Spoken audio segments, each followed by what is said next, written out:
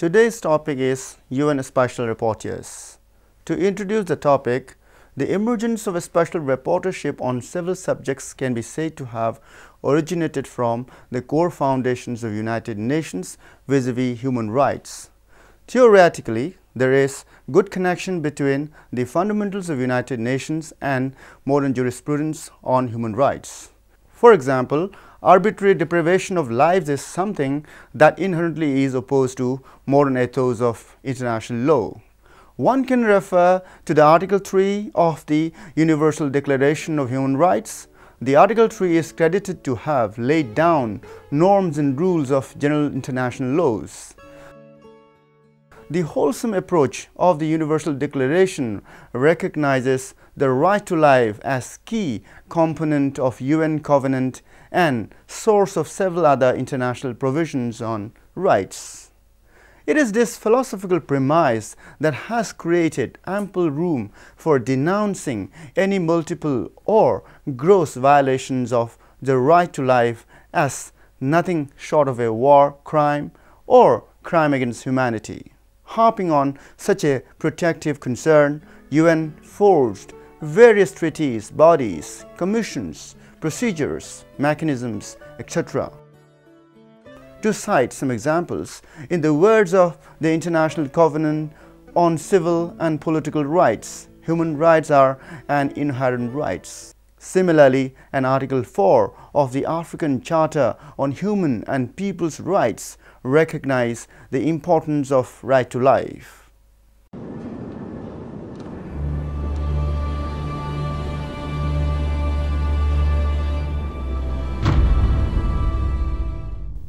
At the very outset, we will look into the origin of special rapporteurs. Against the above backdrop of ever-increasing will to protect human rights, the idea of appointing special rapporteurs became imminent.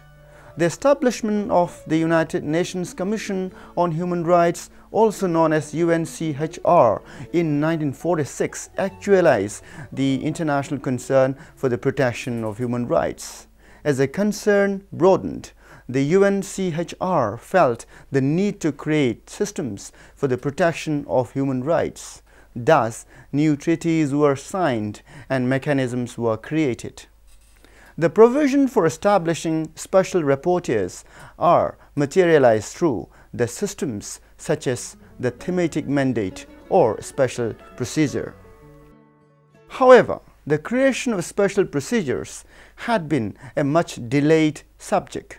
The delay reflected a belief by many of the state members of the UN that scrutiny of any individual state's human rights practices constituted improper intervention in matters essentially within the domestic jurisdiction of states, as excluded by Article 2, Clause 7 of the Charter of the UN. The UNCHR finally resolved to appoint its first special rapporteur in 1979. The first special rapporteur was entrusted with the responsibility to report on abuses in Chile under the Augusto Pinochet dictatorship. This initiative established an important precedent for instituting special procedures to examine serious human rights violations in any country of the world. Working on the same track of world's diplomacy, particularly on human rights, in 1982, a thematic rapporteurship was set up to examine summary and arbitrary executions. Till about 2002, there had been about 41 special rapporteurs, 30 on thematic issues, and 11 working in specific countries. Let us examine who are special rapporteurs. Without understanding special procedures within the UN system, explicating the nature and genesis of special rapporteurs is impossible. The United Nations is mainly endowed with two sets of human rights monitoring procedures. First, those established under human rights treaties, and second, those initiated under the aegis of UNCHR, which are also called special procedures or extra-conventional mechanisms or charter-based bodies. The second procedure may be further divided into country-specific and thematic mechanisms. As a part of these mechanisms, what we call a special procedure, we find the special rapporteurs. Now, let us question, what do they do? Special rapporteurs are in charge of holding inquiries into violations and to intervene on specific issues or urgent situations. They play an important role in the protection of human rights. They are independent, sit individually, and cannot be appointed for more than 6 years. Their mission is to study and draft a report on a country's situation about human rights. Among the main responsibilities, rapporteurs are in charge of receiving information from different sources such as the governments, intergovernmental organizations, non-governmental organizations, victims of human rights violations, and witnesses. The operational status of the rapporteurs originates from the office of the UNCHR, only to be succeeded by United Nations Human Rights Council in 2006. Special rapporteurs have been appointed for various countries such as in Afghanistan, Iraq, Myanmar, Palestinian territories occupied by Israel since 1967, Bosnia and Herzegovina, the Federal Republic of Yugoslavia, Congo, Sudan, Burundi, Cambodia, Somalia, Haiti, and India. The following are some select thematic rapporteurs: a special rapporteur on extrajudicial, summary, or arbitrary executions, special rapporteur on the independence of judges and lawyers, a special rapporteur on the question of torture, a special rapporteur on contemporary forms of racism, racial discrimination, xenophobia, and related intolerance. In addition, there are several rapporteurs on the sale of children, violence against women, right to education, right to food, situation of human rights and fundamental freedoms of indigenous people, etc.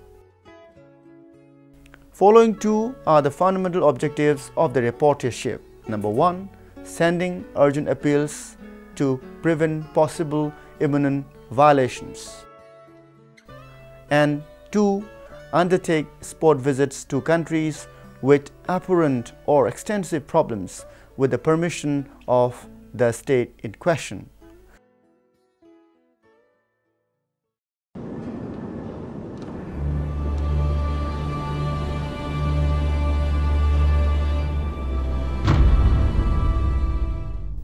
The chair, in consultation with the members of UNHRC, appoints specialist rapporteurs. The quality of appointees depends largely on the ability and acumen of the chair. The UNCHR instituted a term limit of 6 years for experts. It is extremely unlikely to assign special rapporteurs who do not have at least the acquiescence of their own governments and political realities. Dwelling upon the need for democratizing the appointment of rapporteurs, several civil society organizations since the UNCHR's 58th session in spring 2002 have criticized the growing politicization of the appointment process. To discuss some select special rapporteurs, the scope and coverage of special rapporteurs are multiple, as there are separate thematic rapporteurs on health, education, food, water, torture, indigenous peoples, poverty, etc. The following are some selected fields where special rapporteurs work as an important instrument for human rights all over the world. Special Rapporteur on the right to health. The right to health is actually the right to the enjoyment of the highest attainable standard of physical and mental health. This right was first articulated in the 1946 Constitution of the World Health Organization. The intervention of the rapporteurs is to see if everyone has achieved the highest sustainable standard of physical and mental health. The special rapporteurs on the right to food. The right to food is the most fundamental right to be made sure for all. The special rapporteur is to ensure adequate and sufficient food on the basis of one's corresponding cultural traditions. Special rapporteurs on extreme poverty and human rights. The key objective of the rapporteur is to identify approaches for removing all obstacles to the full enjoyment of human rights for people living in extreme poverty. She makes recommendations on how persons living in extreme poverty can participate in the definition of measures affecting them. The special rapporteurs on torture and other cruel, inhuman or degrading treatment or punishment. The special rapporteur, by visiting countries and publishing reports, give us some useful information. His mission is to prevent and stop torture and dialogue for national preventive mechanisms. For example, Mr. Juan Mendes is the special rapporteur on torture and other cruel, inhuman or degrading treatment or punishment since 2010. To sum up, there are several other special rapporteurs which include special rapporteurs on human rights to safe drinking water and sanitation, special rapporteurs on contemporary forms of slavery, education and adequate housing, etc.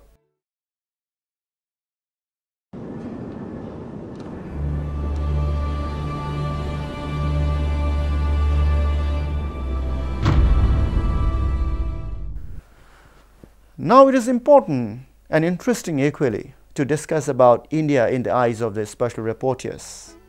The UN Special Rapporteur against Violence on Women, Rashida Manjoo, was in India on a 10-day visit from April 22nd to till May 1st, 2013. Her findings are an eye-opening as far as the situation of human rights, particularly the rights of women, is concerned.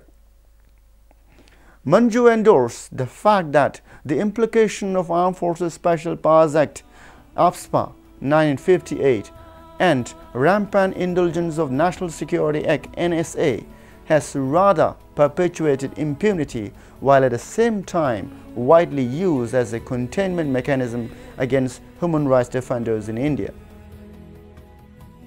In her opinion, I quote, "The consistent violence under AFSPA indicates India's violation of international laws," unquote. According to Rashida Manjoo, in conflict areas such as the northeastern states and Jammu and Kashmir, people face a grim situation of human rights, as there are extraordinary laws that protect the armed forces from effective prosecution in non-military courts for human rights violations committed against civilian women and others. Her findings reveal, I quote, "In the testimonies received, it was clear that the interpretation and implementation of such act is eroding fundamental rights and freedoms, including freedom of movement, association and peaceful assembly, safety and security, dignity and bodily integrity rights for women in Jammu and Kashmir and in the northeastern states," unquote. Rashida Manjoo did not fail to draw the attention of the government of India in the wake of Gujarat massacre of 2002 as induced by religious intolerance, which directly affected women and children in large numbers. It is also noteworthy to mention that the UN Special Rapporteur acknowledged the government of India for having signed and ratified numerous international human rights instruments. According to her, despite India's recent attempt to materialize progressive laws and policies at the union and state levels, including amendment of the Indian Penal Code, which broadly includes crime against women, there are continuing crime against women. Recalling the earlier relevant recommendations of March 2012 by UN Human Rights Council and UN Special Rapporteur on Extrajudicial Summary or Arbitrary Execution, Rashida Manjoo observed that the implementation of AFSPA should be positively repealed. Most of the rapporteurs visiting India have repeatedly recommended fuller implementation of UN norms with further initiatives on sex ratio, domestic violence, atrocities against scheduled tribes and scheduled caste, child marriage, etc. During her visit, Rashida Manjoo held meetings in New Delhi, Rajasthan, Gujarat, Maharashtra, Manipur and Tamil Nadu, where she gathered written testimonies. Her findings are expected to be presented to the United Nations Human Rights Council in June 2014.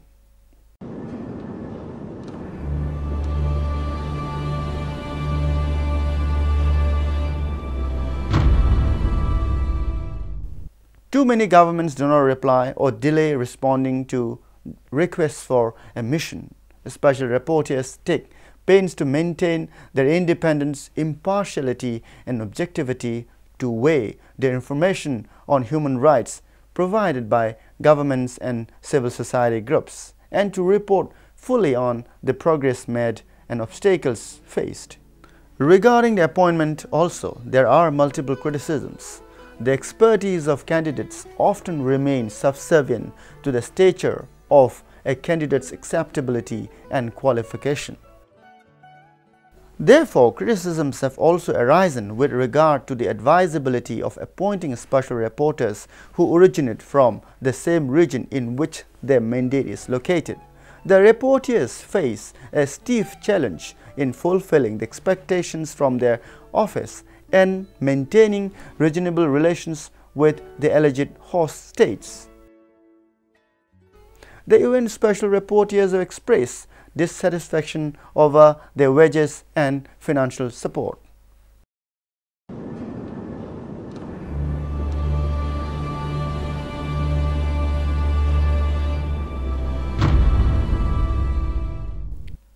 To conclude, there is no denying the fact that the special rapporteurs promote ratification of UN human rights treaties, while at the same time enhancing procedures of monitoring and receiving complaints. The special rapporteur studies the impact of discrimination and participates in the assessment of the implementation of UN declarations. Today, the importance of a special procedure within UN has become so important that it has created 19 different special procedures. It is a renowned fact that the culprit states do not generally display honest response to the critical issues that a rapporteur brings out through his or her findings and discourses. As a result of this apathy, often turning into an impossibility of things, crucial and meaningful attempts made through this precious procedure has left human rights all over the world endangered. Special rapporteurs are expected to still carry forward the world's concern for protection of human rights and justice. Human rights for people who are yet to be liberated from the shackles of oppressed living conditions appear to be a distant dream despite their continuous struggle. Therefore, the UN Special Rapporteurs will have to deliver more and more in the times to come.